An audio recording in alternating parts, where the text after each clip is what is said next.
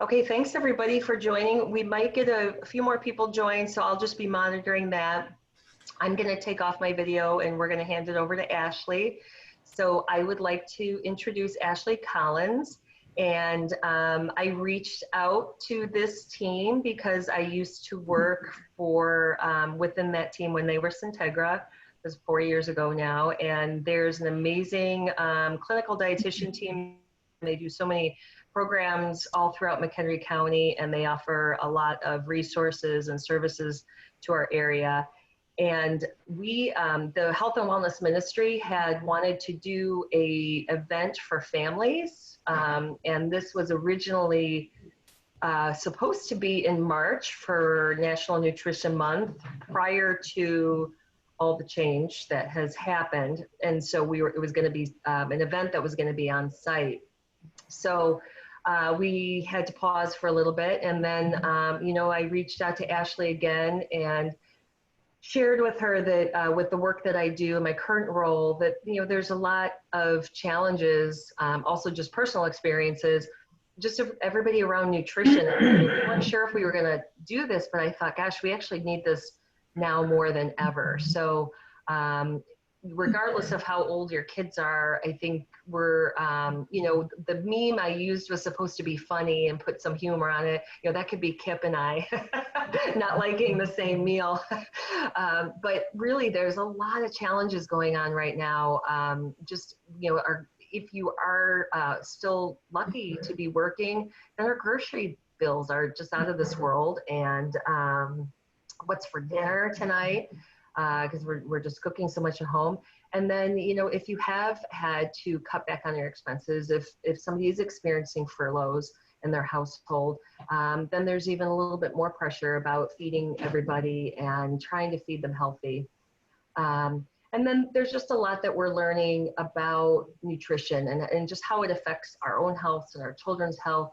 And, as a health coach, this is something, and I work with Lurie Children's and Cigna, we're always focusing on nutrition and how we eat and what we eat and where we can get, good food and how do we feed our families on such busy schedules. So I know that this is a topic that many struggle with, and I hope you learn a lot from Ashleigh, and then I really, really hope that you see that there's just a lot of help within the community. So I am going to hand it over to Ashleigh. I'm going to take off my video, and I'll go ahead and get started. Thank you so much, Jenny. Hi, everyone. Again, my name is Ashleigh Collins. I'll just tell you a little bit about myself, but before I get into it, if anyone has any comments or questions, there is the Q&A section at the bottom that you can write into in the chat section. So throughout this whole presentation, I want to try to make it as informal as possible, because all of these topics can be pretty broad. So if we can individualize it, and if I can answer any specific questions that you have, I definitely want to be able to do so. So don't hesitate to type in those functions, and then we can address your questions. And then at the end of the presentation, I'm happy to do a Q&A section for anything that you guys want to talk about. Or if you have tips for each other, I think that would be a really awesome opportunity to just open up nutrition during everything going on at the end, because we all are experiencing so many different things. So, but thank you so much for taking the time to come and listen to me chat. And then also I wanted to thank you for taking the time for yourself. There's so much going on right now in the world and related to our health, emotionally, physically. So taking the time for self-care is so important. So thank you. A little bit about myself. I'm a dietitian working at Northwestern Medicine. I got my Master of Science in Nutrition at NIU and became a dietitian through their program as well about 2 years ago. And then since then, I've worked for Northwestern. I primarily work in the hospital, in the ICU mostly. And then I also work as a nutrition counselor, and I work with kids and families. So it's totally different realms, you know, going from the ICU for really sick individuals to working with my 8-year-olds who are trying to expand their food choices, but I absolutely love it. Working in the hospital has given me the opportunity just to see some of the ill effects of an unhealthy lifestyle. And it can be pretty scary for some people, and working in the hospital, I've been able to use nutrition and help people heal through nutrition. But one of my biggest passions is the preventative nature of nutrition, and working with kids and families is that prevention in itself. A lot of our diet changes and food choices are so related to our lifestyle. So just helping people figure out, you know, what can they do differently in their lifestyle to promote health is one of my favorite things to do. And that'll kind of shine through this presentation a lot. Jenny, you can go ahead and click the next slide. Oh, hold on. Maybe. Alrighty, there we go. Oh, I went too. Okay. Yeah, so these are just a couple of things that I tried to focus the slides on, some of the presentation objectives. But like I said, if anything, I just want to try to promote a different perspective on nutrition and lifestyle, and maybe give you some of the tools or ideas that can help you individually make healthier lifestyle choices. I truly believe everybody can make at least one change that will promote their health. Nobody's perfect, and it's a never-ending process. So as I go through these slides, it's, you know, I encourage you to just self-reflect and think, you know, what am I not doing? What's one small thing that I could start doing? And I'm hoping that some of the stuff that I present to you right now will give you some ideas. Again, like with COVID going on right now and just our world being so crazy, talking about some of the factors that affect our food choices. If you have anything to add, please do, because you know, we're all kind of going through it together. So there's not one route to take that will help us to live the perfect healthy lifestyle, but hopefully we can come up with some ideas and tips to make things a little bit easier. Jenny, you can click the next slide. So I wanted to start off, you know, originally this presentation was going to be focused on families. So I just wanted to start off with, how does nutrition affect your child's health? How does nutrition affect your health? Because, you know, nutrition starts off with your day-to-day meals, and you don't think too much like, oh, well, one meal isn't going to affect my overall well-being or overall health. But making little changes to those meals over time definitely can. So some health risks of poor nutrition in children: cardiovascular disease. We're seeing that a lot more often in children, and the risk of type 2 diabetes.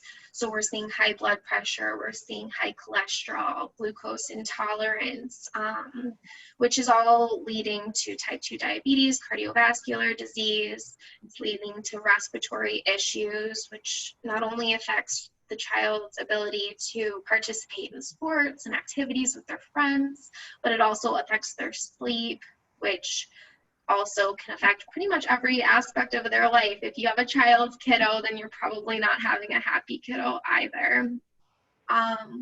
Poor nutrition can affect the ability for someone to grow to their full potential. It can lead to joint problems, muscle problems. Some other issues like fatty liver disease has been seen more often in children just from a poor lifestyle or poor nutrition habits.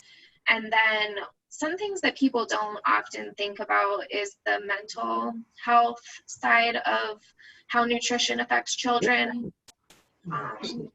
All of these chronic illnesses and issues have been reported out on the CDC from studies that they've done. And they've actually found that kids that met the criteria for poor nutrition status were at higher risk for anxiety, depression, lower self-esteem, and impaired quality of life. And then also the stigma surrounding maybe being overweight or having like an inhaler, or having these issues that I listed above has left or has made those children at higher risk for bullying and stigma issues. You can go ahead and click the next slide, Jenny. You know, do you mind if I make a quick observation or comment on that? Absolutely. Piece? So one of the things that, you know, we have discussed often in some of our nutrition things with the patients at Lurie Children's, from when I talk to the dietitians, for those of us that, you know, grew up in like the 70s, where we want, you know, parents to understand what the difference is. You know, if you think about how we ate in the 70s, I didn't really have a lot of nutrition in my diet. I mean, it was hot dogs, it was, you know, bologna sandwiches, it was, you know, anybody remember like chipped beef? And, you know, but there's been a huge change. And we also ate a lot of ice cream too. We'd go, you know, go to the ice cream truck. So but if you look at that time, there was not a lot of children that had these same chronic conditions that you normally see in adults. And so one of the things to understand is, you know, when we're making these changes for our children, it's just how the food system has changed. And when we began to get these higher processed, quick meals, and then you add on that the lack of activity. So sometimes as we're talking to parents, many of them say, well, I don't want to be that house that doesn't have cookies or this or that. But the problem now versus back in the 1970s is most of what they are buying has led to some of these conditions in children. And so we just have to take a different look at all of our food. And that's why it's just different. It's a different time right now. So I just wanted to bring that to everybody's attention, because we weren't necessarily eating more fruits and vegetables, but we weren't running around with these same chronic conditions at that time. And it's a challenging thing. And then my last comment was, you know, now Taco Bell, I remember Taco Bell opening. And when we went there, we would go like once a month, and it was a treat. And it was still cheap. It was cheap. But we were like, oh my God, we're going to Taco Bell. And now parents are using Taco Bell because they can feed their families very inexpensively. And then our teens are using it as snacks. So I have those at home. I have those teens or young adults. They use Taco Bell as snacks because it's so cheap. So our lifestyle has changed, and that's just something I wanted to add to that.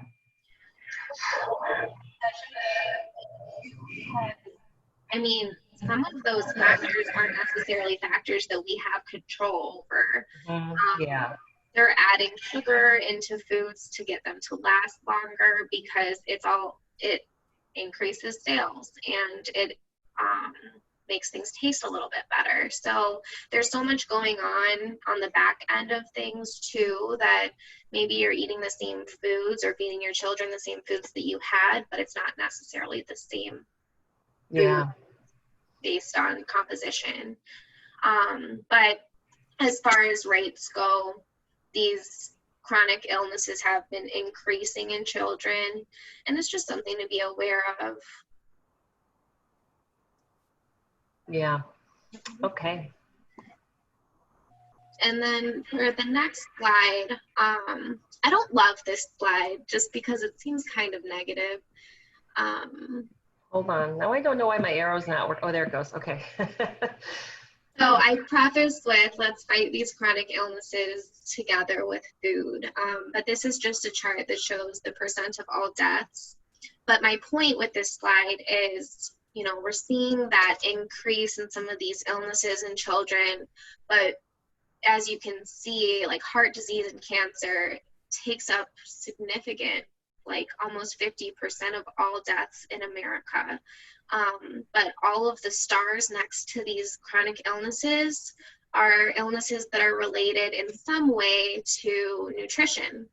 So nutrition can influence either the progression of the disease, or it can help make the disease less severe, which is kind of interesting because, you know, nutrition is something you have control over. You can change your diet, whereas genetics might, you know, you can't really change your genetics. But the top two illnesses that lead to almost 50% of deaths in America are two illnesses that we can fight with our diet and with our lifestyle. You can go ahead and click the next slide. So as far as eating goes, why should we make these changes? I really like the, you know, the point that we can reduce risk of chronic illness, yes, but I like the other more, I don't know, something that you can experience on a day-to-day, like increased self-confidence, increased energy. Everybody could use some more energy to get some of the things done during the day. There's never enough time during the day. A better mood, living longer, reduced stress. I know there's been a lot of stress surrounding everything going on in the world right now, and changing your diet actually reduces stress. So those are just a couple of reasons, and everybody has their own motivation, but you know, it's not all just to reduce this chronic illness that can happen down the line. There are short-term benefits as well. I'll probably say this like a broken record throughout this whole presentation, but small changes really do make the biggest differences. If anyone ever makes a New Year's resolution, those typically are like doing a 180, having all these high expectations from yourself. But throughout the weeks and months of the year, we tend to go back to our habits and to our lifestyle. So making those small changes that can influence our habits really do make the biggest differences. And I'll give some tips on how to do that later on in this presentation. Another approach that I usually talk or promote more so is avoiding restriction and increasing variety. So I'll talk a little bit about why, but that tends to give people a little bit more motivation to make some of these changes, because I'm not taking anything away from you, I'm telling you to add to what you're doing. On the next slide here, so this kind of goes in line, like there are so many factors that influence our food choices. I like this graphic just because it lists a few of them. I'm sure, you know, even just in our current state, when all of the restaurants closed, having issues with finances and not being able to buy all the groceries that you used to be able to buy, or working from home and being at home and being in your kitchen all day long, those factors are things that we can't really control, but they affect our food choices. So going forward, trying to think like, what are the factors that affect my life, and what are the factors that are making me make different changes during this time right now, is a good first step to consider and just be aware of, because as long as you're aware of some things, that's where you can make some changes that are realistic. But I like this graphic because it just talks about, it addresses so many different things, and those factors are really important to be aware of. Okay.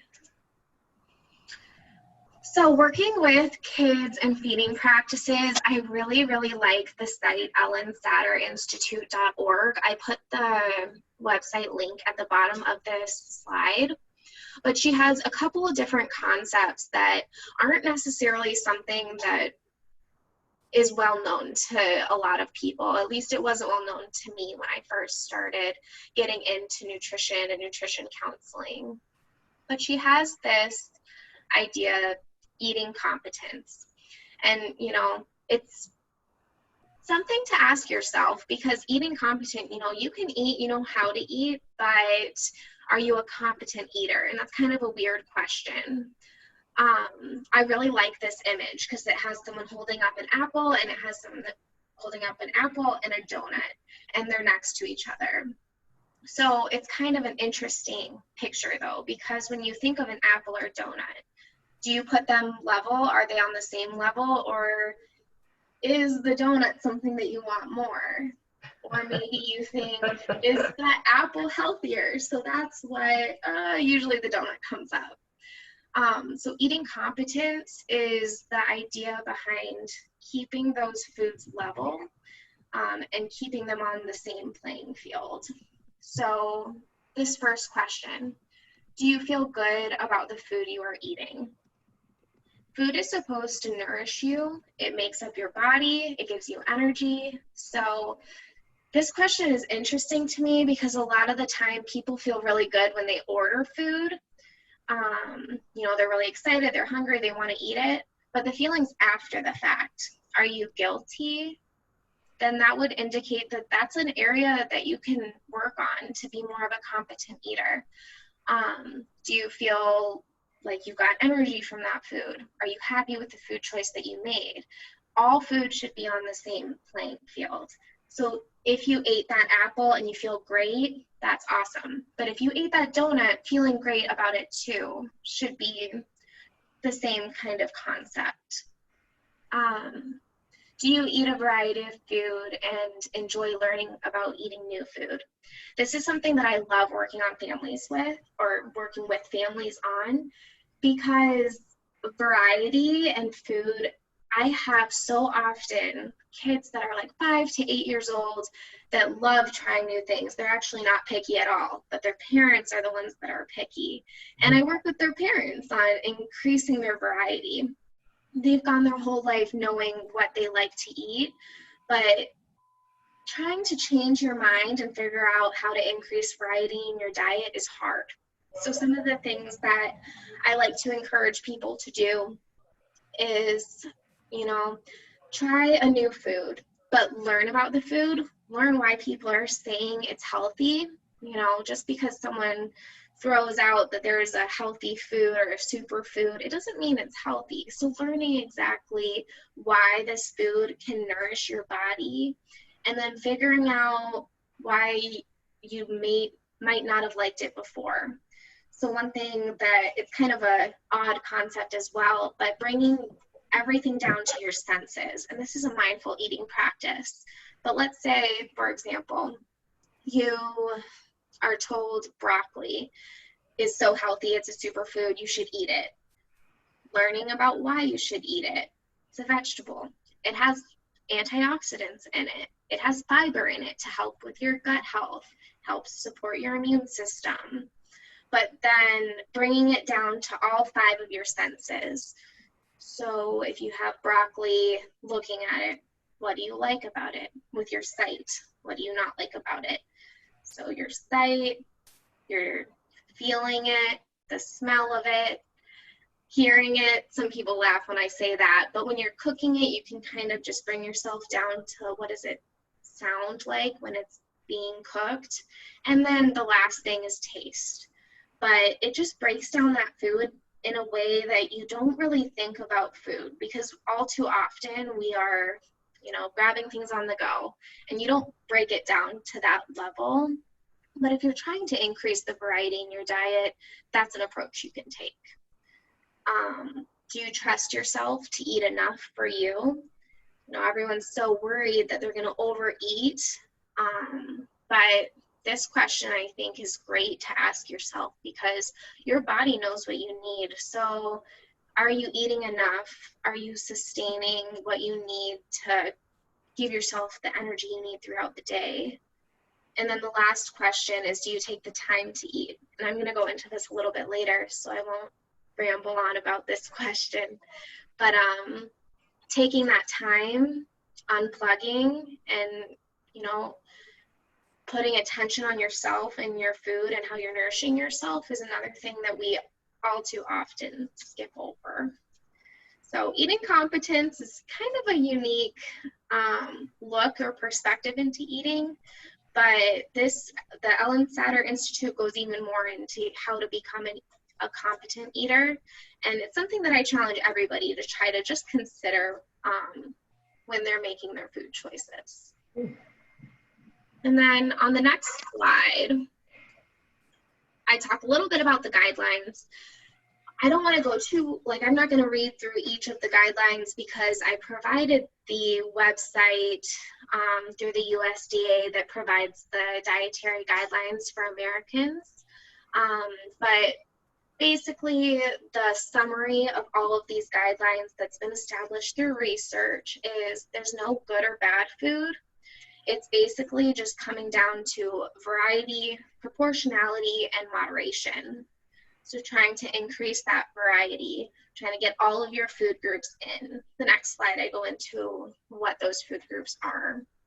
Proportionality is kind of a weird word, but that's basically just trying to eat more of your nutrient-dense foods versus your calorie-dense foods. So a good example of this would be drinking milk or drinking soda. They have the same amount of calories in them, but milk has protein and nutrients, vitamins, minerals. Soda has sugar. They have the same calories, but the milk gives you a little bit more, so it would be considered nutrient dense compared to your calorie dense soda. So balancing those foods out, choosing more nutrient dense foods compared to calorie or energy dense foods. And moderation. I think moderation can be applied to almost every single aspect of lifestyle change. Just trying to balance those things out, which can be challenging, but it's a good thing to keep in the back of your mind. Making lifestyle changes, not diet changes. That was actually came out in the 2015-2020 dietary guidelines. That was new and so important because we have all of these things. If you type in nutrition in Google, you get exploded with diet fads. And, you can follow those, but that doesn't account for all of those factors that I listed earlier in 2 slides prior to this slide. There's so many things outside of your control that don't allow you to follow those strict diets, but making lifestyle changes will affect your diet and will promote that healthy result of nutrition and lifestyle change. Okay. I put the link to the USDA guidelines twice here, so if you do want to go through and read all of the guidelines, it's definitely good to be aware of what they are and give you some ideas on what choices you can make and changes you can make.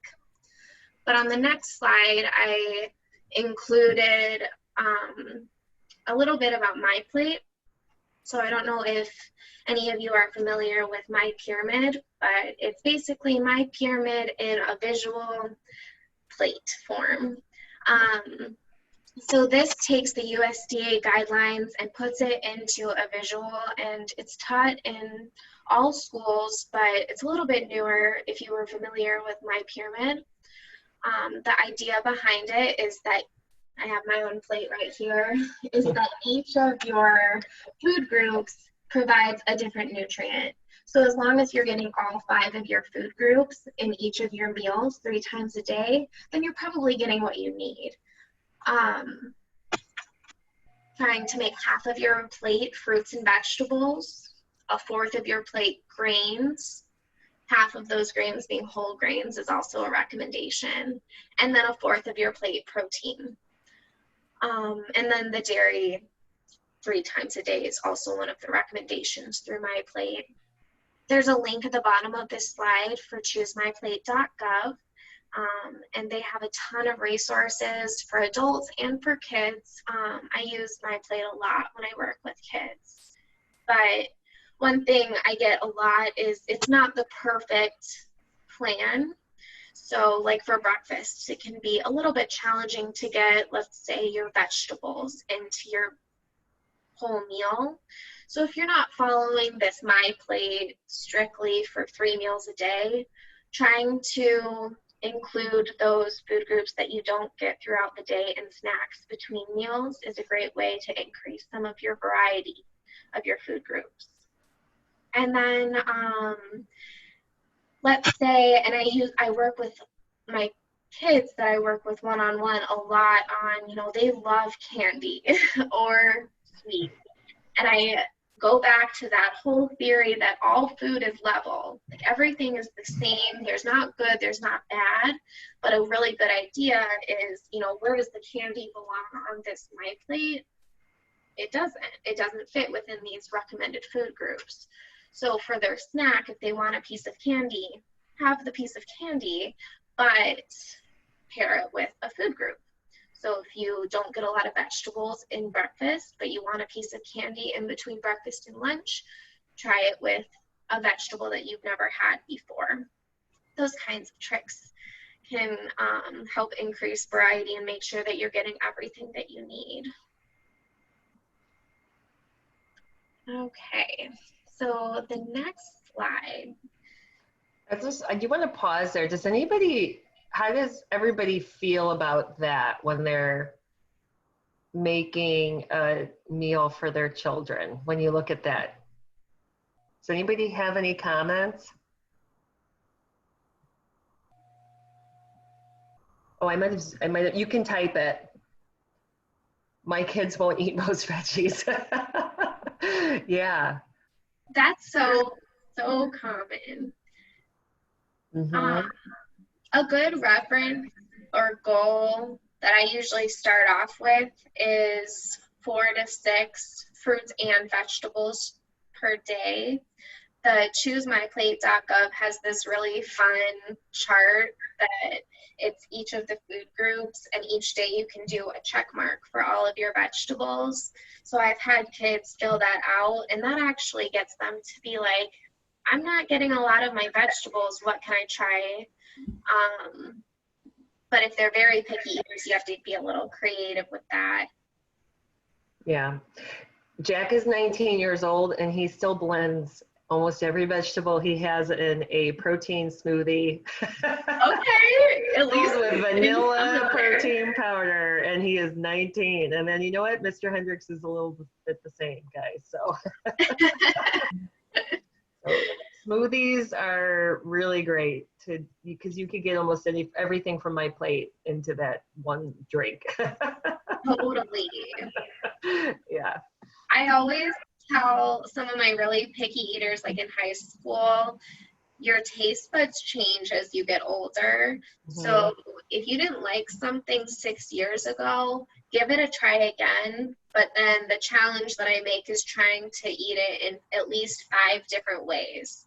So that can get kind of fun, like trying to mix it in with a shake, dipping it in ranch, frying it. You know, it doesn't have to be the healthiest way, but at least they're trying it in a different way, and that can open up trying new foods and eventually leading to eating it in a healthier way. Yeah. And so Kim said she hides extra veggies in her casserole dishes. Nina blends up spinach into the protein pancakes. Very good. Yeah. I'm like looking up into the corner because that's where my chat is. Yeah. But I like that. You know, another thing that works really well, guys, is soups. So what works for the picky vegetable people is I'll make a soup and but I'll cook it. I'll really cook it a lot. So there could be all sorts of vegetables in there. And then I puree it in a like a blender. And then when I put it back, I make it into a cream type soup. And then I can throw like chicken and even noodles. And it's a cream, and they have no idea that there's celery in there and that there's carrots in there. And Yeah, yeah. They look like green pancakes. Yeah. Okay. Type into Pinterest, like hiding vegetables and baked goods. So clearly, this is not a struggle that one person is dealing with. It's so common. So there's a lot of ways that you can work around some of those food preferences. So this slide, COVID-19 and you, I picked one issue that I've seen when I work with a lot of my clients that seems to be a struggle, and that's the simple, your routine was thrown so far out of whack with the stay-at-home order, with people working from home. So the tips that I put were mainly around routine. After I'm done talking, and if anyone wants to talk about some of their more pressing struggles and barriers that you've experienced with everything going on, I definitely want to talk about that. But if you have experienced issues surrounding your routine getting thrown out of whack, some of mindful eating practices would be my first tip. It's so easy if you're at home all the time to snack throughout the day. So making sure that you're prioritizing routine and structure with you and your family. And even asking each other, if you're with each other all day long and you're snacking throughout the day, asking each other, am I eating because I'm hungry? Am I bored? What is hunger and what is fullness? And getting back into those questions that, all too often we skip over just because we have something readily available. It takes your stomach about 20 minutes to realize that you're full. So if you eat, then taking that 20 minutes, drink some water, and waiting, and then evaluating if you're actually full or not are just some mindful eating tips. And then staying active, that can be really hard. And I don't know if anyone has any suggestions for each other, but, getting stir crazy is a real thing. So coming up with ways to keep your body moving, maybe making a chore list, checking out YouTube and trying to commit to at least 15 minutes of an exercise regimen every day that's safe for you and your family. And setting a screen time limit. That's a big one. I think we're constantly on our phones and social media because, one, we want to know what's going on, so we're looking at all that, but it can be so addicting and consuming, and your brain is running at all-time fire, but you're not moving your body. So that kind of throws off a lot of things within your body. So limiting that screen time and increasing how much you move your body around would be my 2 tips. But as far as any struggles, definitely want to chat about that if you have any ideas. I'm just looking up at the chat. I see there's a couple of things. There was something from Scott, our church does a lot with the Crystal Lake Food Pantry. And, I think a few people on here are probably thinking the same thing is, it's so hard to get low income families access to healthy food. Sometimes those shelf stable foods are highly processed. And it's kind of like that struggle between having someone go hungry, and their health. I do have a list of resources for people who are struggling financially to support their families with nutrition and foods. So I have a list of some things that promote access. I know there are a ton of programs within schools that are making sure that they're continuing the backpack programs and whatnot as well. And there will be a follow-up email that will include that tips or a list of resources, and I'll try to add to it too. That's been something I've been thinking about a lot because I know a lot of families rely heavily on those government-funded programs for their children who get breakfast and lunch and an afternoon snack all from school. So those programs have continued, but I have a list of resources for additional programs as well that I'll share. Mm-hmm. Yeah, and then there's a struggle of not wanting to go to the grocery store so often, so purchasing some fresh items and then some that will last longer. Mm-hmm. Yeah. Yeah. I will say I totally agree, like trying to limit your exposure and trying to limit the amount that you're required to going out. Frozen is actually one thing that I always recommend over canned for some of those foods that last longer. But then also if you are buying more canned foods like fruits and vegetables, the vegetables, if you rinse them off in water, like corn or peas or beans, doing like a quick rinse with a strainer takes away a significant amount of sodium. So that could be one thing that you could do to still utilize some of those foods. And those foods are also more affordable. So rinsing them off, buying frozen as much as possible. Shopping the perimeter of the grocery store can also help to find more of the items that are on sale. And then you avoid having to go in and out of those lanes. I've noticed they've taken the arrows in grocery stores out, maybe not all of them, but that was just an observation that I just thought of now. Yeah, and I think the farmers markets are opening now.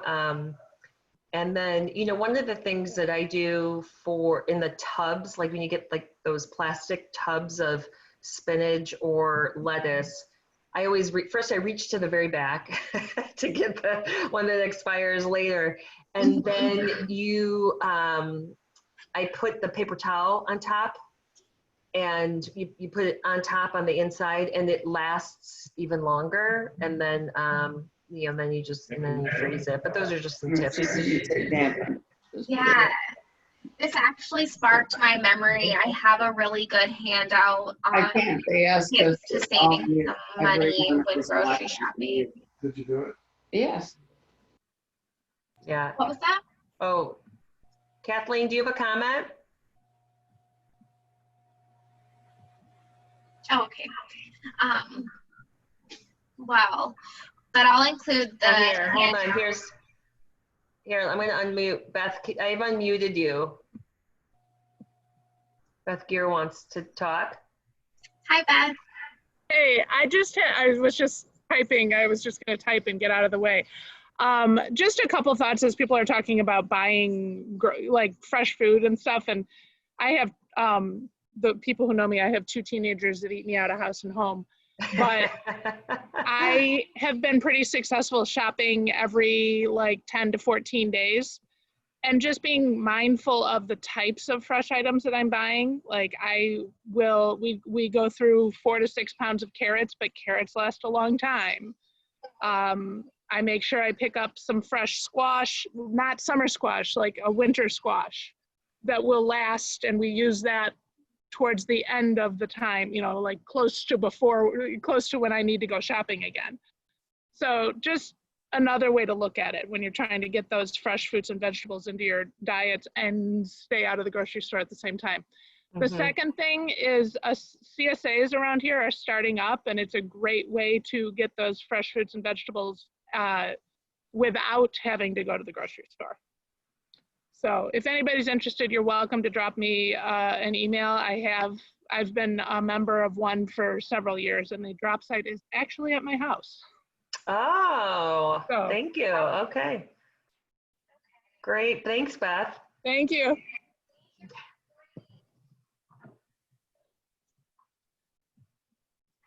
Okay.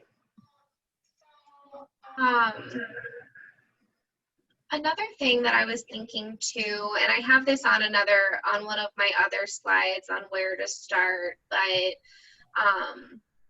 meal planning and kind of planning your week will help to make a grocery list, but then it gives you an idea of, you know, how to strategize and make those choices, like how can you like keep the produce that doesn't stay good as long, and put that in the beginning of your meals, but trying to meal plan for at least your dinners for a week can help you manage some of those challenges.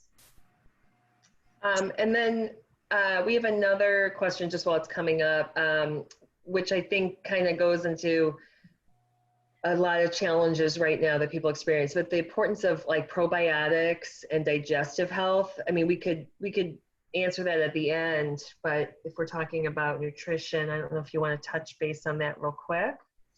Totally. I mean, and that's actually something when I was trying to make the COVID and you slide, you know, we're also talking about promoting our immune system, and like how can we promote our immune system and put us like at the best spot that we can with these illnesses going around. And probiotics is definitely something that is a hot topic. I would definitely recommend them. I've seen a lot of research that supports them. You can get them from your food with yogurt. There's fermented tea, kombucha that is available.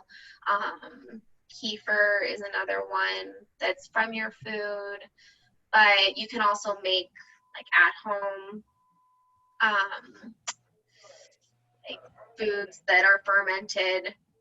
I'd have to look up a recipe for them. But as far as your question goes, are you already taking a probiotic and you're wondering like if you should continue to take it, or are you wondering like I was just curious on specifically what your thoughts were with that. Let's see if I can let me see if I can unmute him. Yeah, there we go. There you are. Yeah, I was I couldn't type fast enough, sorry. No, that's okay. I just started rambling on too. I'm it's kind of a running joke in my family because, you know, my solution to everything is, you know, just take your probiotics in my family. So, I do that too. Yeah, it's like the Windex solution in the Greek wedding, you know.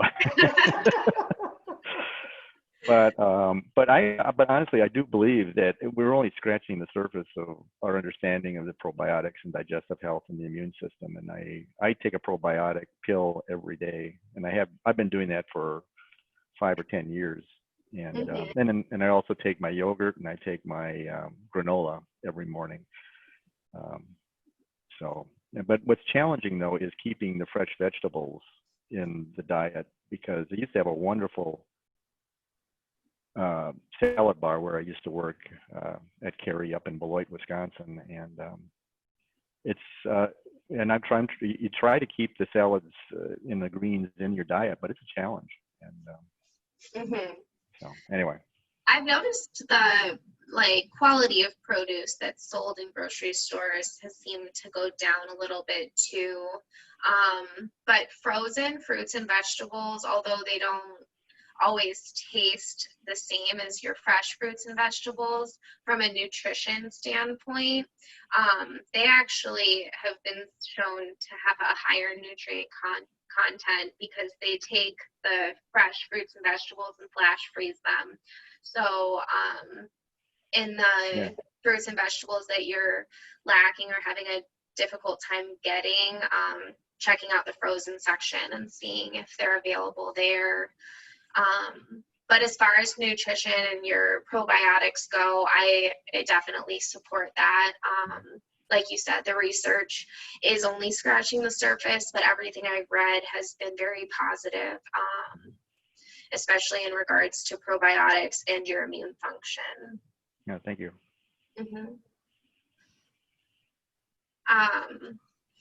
So I talked about this a little bit with taking the time to eat and nourish your body, but there's so much research that supports the benefits of family meal times, not only because it helps you to be a role model to your kids and help promote variety and talk about the foods that you're eating, but it also gives you a time that you can sit and talk to your family about stuff that's going on. It's, you know, there's so much positive results from family meal times, emotionally, psychologically, and physically. So if you were to pick one place to start prioritizing at least one meal a day to have together, I know that's not always feasible, especially with different schedules and everything individually that you're experiencing, but that would be one thing that I would promote.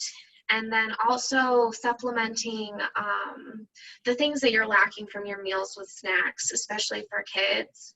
So setting those times that you're eating a snack in between your meals will help you to not only get everything that you need, but not overeat at meals because you're eating throughout the day. And I usually encourage parents to eat the snack with their kids. It's so easy to, prioritize your kids' nutrition before your own, but those recommendations are things that we still need to do for ourselves. So as a role model for your child, trying to show them the importance of meal timing and giving yourself that time too is something I like to promote.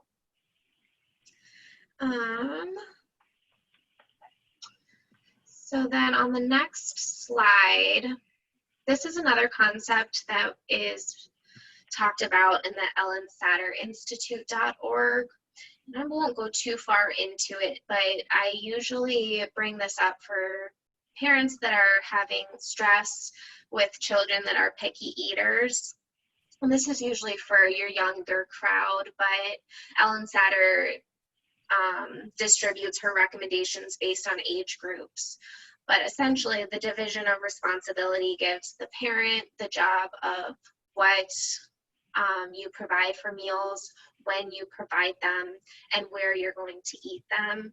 And then it's the child's job to decide how much they eat and whether they want to eat it or not. Forcing food down, like vegetables down your little toddler's throat, isn't going to help them to choose that food later on. So giving them free rein on how much they want to eat and whether they want to eat helps to make meal times more pleasant. And then it also helps for increasing the variety later on because it's more in their control. Leading by example and just talking about the foods as you eat them too can be a way that that's the parent's job, and then the child can decide if they want to learn why their parent is eating that. Like I said, this is pretty much the younger crowd, but at the last bullet point too that I always like to highlight is, kids grow in the way and the rate that they're supposed to grow.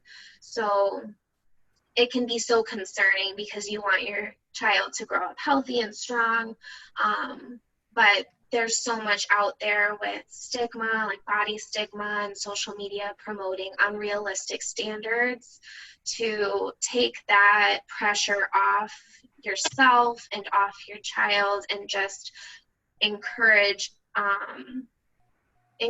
healthier lifestyle choices and let their bodies grow the way they're supposed to. And research has shown that actually promotes healthier lifestyle and increased nutrition status. That a lot of the research that Ellen Satter does is based on that type of theory. So on the next slide, where to start? We've talked about a lot of this, and I won't read each one of these, but I'll share these slides with you, so if you wanted to get some ideas. But the biggest point that I want to make is, we're all not perfect, and pinpointing at least one thing that you can do in your lifestyle that you can do every single day, and then just adding to that. Maybe it's one of these bullet points, maybe it's something we talked about, but that's the first step. And then on the next slide, I just include, making these changes. It's a struggle, and the struggle will always be there. And if you think that you want more information on support or having, you know, maybe you have tried making changes and you haven't found any success in those changes, I strongly encourage reaching out and working with a dietitian, or getting more information on some outside support that you can have. Everybody's so different, so having one person that you go to can make a really big difference. You know, they can help you strategize and make these goals to help you reach that bigger goal. Sometimes we know that bigger goal, but getting there is such a struggle. So medical nutrition therapy is offered by dietitians at Northwestern Medicine. I included the contact information on how to call and just get more info on that. But a lot of insurance companies cover these services, and I know Jenny has some things to add with that. But if you want any more information, or if you just want some more support, it's there, and I strongly encourage it. I think it's they're really good programs and research-based. Jenny, did you want to talk about anything in regards? Yeah, I think, so one of the things that's helpful to know with nutrition is that there are resources out there for you. If you are on a health plan, many don't think to look at our health plan. You know, now I work for Cigna. So, you know, just for example, many health plans have free health wellness coaching. And if it's a weight loss or dietary needed types of coaching, you would be assigned to like an RD. So many plans have that included. Then when you go to somewhere like Northwestern and you want to work with a dietitian one-on-one, you want to create that relationship, many of those visits can be covered by our insurance plan. And many people don't know that. And for our children, sometimes if you are worried that there's a health issue, what's great about that is that you're out of the story. And so they're learning from somebody else. And sometimes it's a little bit easier for them to listen and because they're trained. And I think that nutrition, it's hard. We're battling a lot of different cultural changes. And as an adult, you know, in the wellness world, I'm very versed in all the different diets that are out there, and we're wanting to try this and that. And in my, you know, 27 years in this business now, and what I learned working when it was in Syntegra is it is really, really important to meet with somebody that's a professional, because not one diet fits all. So this is more talking about adults.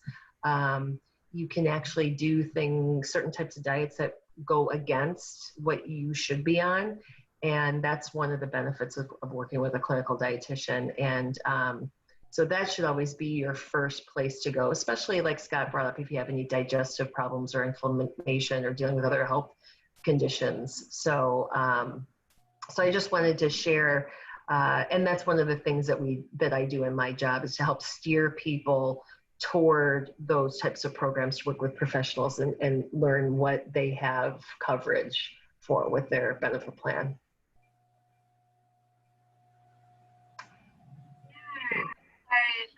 The last slide that I have, it gives the outpatient scheduling number, and also the website. So if you were interested, we have locations in Huntley, Crystal Lake, and McHenry. If you go to the website there, you just have to search nutrition and scroll to the location that you like. But then there's also the Northwestern Medicine outpatient scheduling number. And if you just wanted information to see if you had insurance coverage, you could always give them a call and they could run your benefit plan. And based on your preference, you could meet with a dietitian because of a location that's closest to you, or if you wanted to work with someone that is in a certain specialty, they can guide you in that direction. But that's pretty much all I have. I don't know if anyone has any questions, but I just wanted to thank you all so much for listening, tuning in, and I'm happy to answer any questions that you have if you do have any questions or comments. Anybody have any more questions?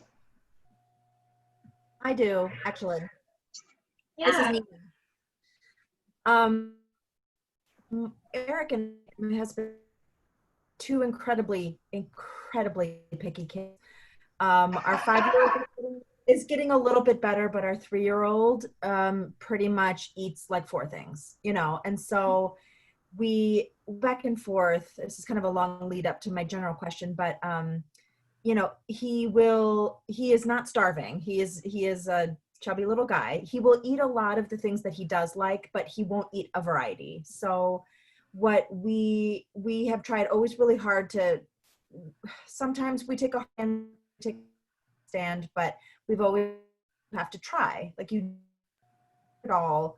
But then there have been some times where like we get to the point where we're like, oh my God, he won't will a vegetable. It's been like 3 years. We get to a tipping point where we're like, you have to eat 5 p, and we big battle, and it never feels good. And when my husband was growing up, for him, whatever he didn't eat, he ate for breakfast.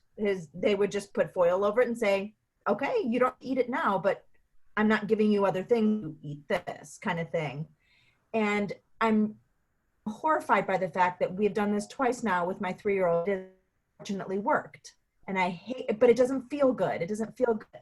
Like he's like fighting and screaming and mad that we're making him eat 5 peas, you know? And so sometimes the next day at lunch. And so, but then he'll eat it and go, oh, this tastes okay. But then so he'll even say things taste good, but won't eat it again. And so I'm more of the mindset of the offer, and it's up to him to choose, right?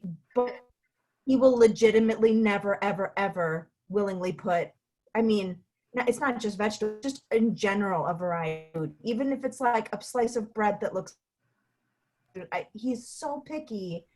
I'm worried that the waiting for him will never work. What is your thought on taking a harder stand versus just let it does? And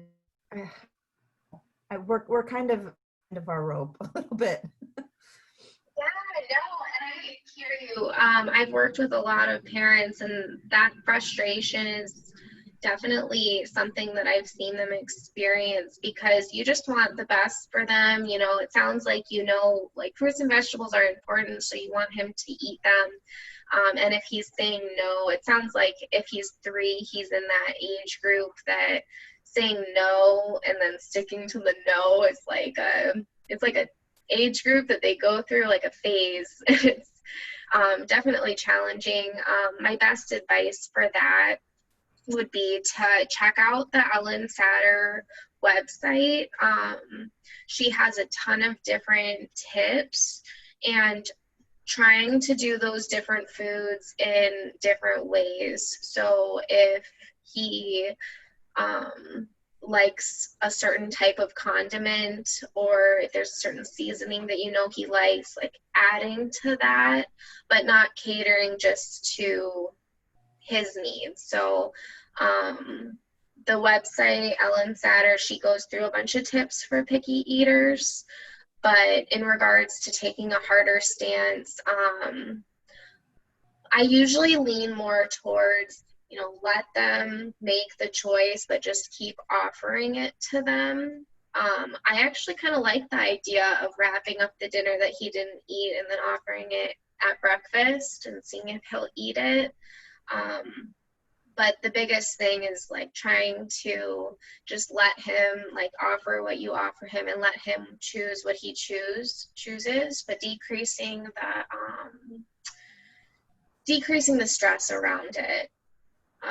Another thing that I usually see like some changes in kids' food preferences and variety is if they get to help prepare meals.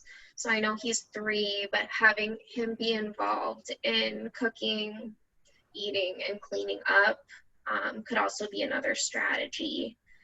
But if you are concerned about like a nutrition deficiency, or if it goes too long and you want him to get evaluated, or working with someone one-on-one, there's strategies to like track exactly what he's getting so you don't have to worry on a long-term basis. But the first thing I'd say is just to try to decrease the stress around eating, because that can also be encouraging him to say no if it's a battle. If that makes sense. Right. No, that's very true. Well, and that kind of leads me to a follow-up question is, what are your thoughts on the if-then type system? So like sometimes, you know, we'll say something like, and the rule in our house is like, you know, unless you eat your dinner, you don't get dessert kind of thing. But what are your thoughts about something, like I've also heard there's so much negativity around that, like you have to clear your plate and like, and I don't mean that per se, but you know, like, so in this instance, let's say we're having this battle and we say, awesome, if you eat those, like, then you can choose what you have after. Like you can choose if you want a PBJ or if you want, you know, applesauce or is. What are your thoughts on like the, if you eat this yucky thing, then we'll let you eat the tasty thing? Like what's your kind of general thoughts about that? You know, it can be such a challenge. Going with the Ellen Satter theory, she definitely says like everything's equal. So provide like the yucky food with the good food that you want. He can choose what he eats. I always say, you know, try that, but as a parent, like your job is to provide what he gets. I would just try to stick to a certain schedule. So if he didn't eat any of his vegetables at dinner and it's time for his bedtime snack, then instead of offering ice cream, which might be what he wants, offer him something that is more of a higher nutrient food, like the applesauce. You know, as far as giving the ultimatum, I think trying to stay away from that, just to normalize foods would be my recommendation. But again, like you have to, you know, your child more than anyone else does. So you could always do whatever works that has been working, and then utilize different times of the day to try to, you know, keep those foods on equal playing grounds. Another thing I've seen that's worked with one family in particular is they offered a dessert food with their dinner, and then they made a snack, the same snack every single night, that was more of like, I think it was like cheese and nuts, or crackers and cheese, or maybe a nut and fruit. But they offered more of a healthier snack at night, and they offered the dessert with the dinner. So then it didn't like have that separation, if that makes sense. Well, you know, Nina, I'm going to tell you what I did, and I don't know how Ashleigh will feel about this, but this is what I did. I'm so open to this idea. So I love vegetables, but there's also a lot of vegetables I don't like. I can't stand peas. I can't stand carrots in a can. I can't stand mushrooms. And so what I did with my kids, and Jack was so picky growing up, and he's fine, and he grew up fine, and he has no health problems. And I literally, there were some nights I made 3 to 4 different vegetables, and my kids had to tell me what green. I looked at like the vegetable. Okay, it's green. You have to like a green thing.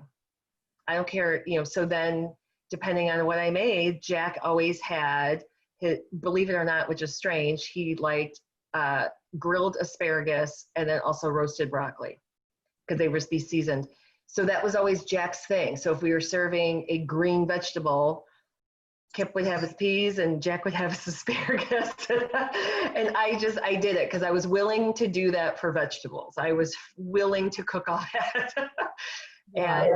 And we just did that. And sometimes I did break that rule of they should eat what I serve when they were younger, because I don't know, I think I was working with the team before too, and sometimes kids are dealing with allergies and they don't know how to tell you that. Now peas, obviously there's no allergy related to peas, but you know, sometimes there's a reason why they're not eating a food, and sometimes they're not old enough to express what it is about that food that they don't like. And you know, so that's just kind of, and Jack had some, he ended up being lactose intolerant. He ended up having some food allergies. And here I was forcing him to like eat some of these things. And that ends up working because I do think, you know, with my kids having a health and wellness coach for mom, it's not fun. And I never wanted there to be battles around food. I just made it no big deal. Like, okay, you know, all right, you know, you're hungry, but then there would be no, you know, ice cream later. Just be like, gosh, you know, you really didn't get what your body needed today. So, you know, I don't think we can have ice cream tonight. Kind of like that sort of way. But No, I like that. Like adding the variety within dinner and giving them that choice. mm-hmm. That's Yeah, really, me too. that's a great idea. I know sometimes like making it in like an unhealthy way could also be a strategy, but when they're that young, you bring up a really good point with the intolerances, and maybe it's even a texture issue. So A lot. It's a texture issue. yeah. Yes. Yeah. I've had some kids that like their parents are like, but then what type of reinforcement can I give them? Like when I want to encourage them to eat a certain food. So if they try a new food, what is a good thing to be like, good job, versus, you know, saying good job with food, like a sweet or dessert. And I'm still kind of working on what works the best, but one thing I found that's pretty fun is stickers. So like picking a green food that you like and like increasing the variety of options that you give them. But if they do like a green food, then they can like get a green sticker and put that on their piece of paper on the fridge. So it kind of takes away that reward system too. It's been one thing that's been kind of fun. Mm. Well, and I like the idea that you had mentioned before about when you were talking about MyPlate, that has like on the website, they have like checklists and things, you know, for you to be able to check in.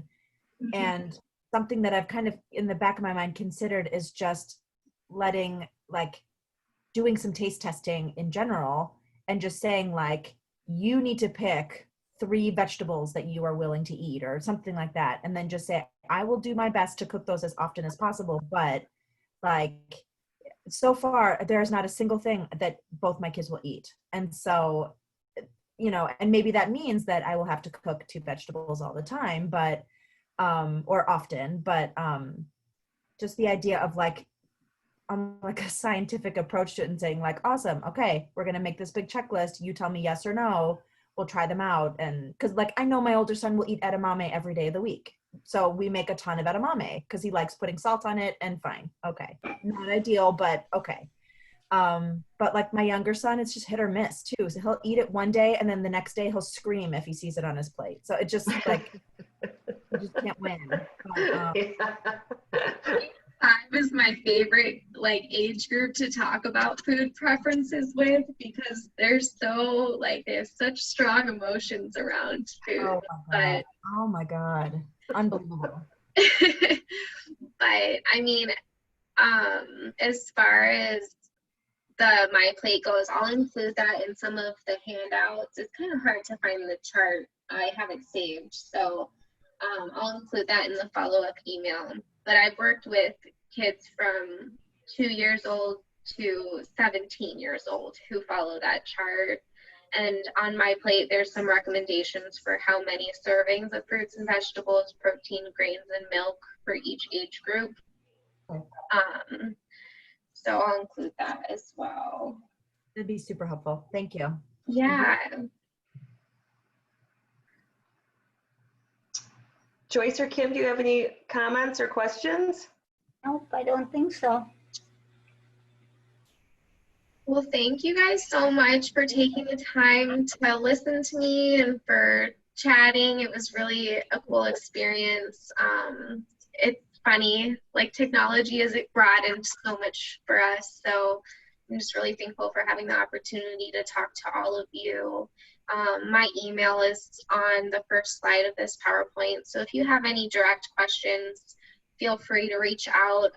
Otherwise, if you want to work with a dietitian, I definitely encourage it. I think anyone can benefit from just getting a little bit more support because everybody's different. So Thank you so much.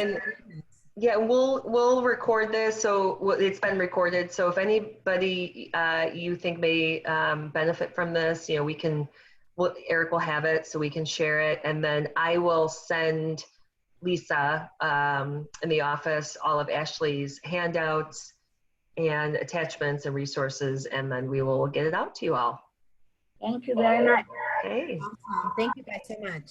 All right. Thanks for joining, you guys. Thank you. Okay. Bye. And then bye, Ashleigh. I'll let you go home. You're up late at the office. Thank you so much. Okay.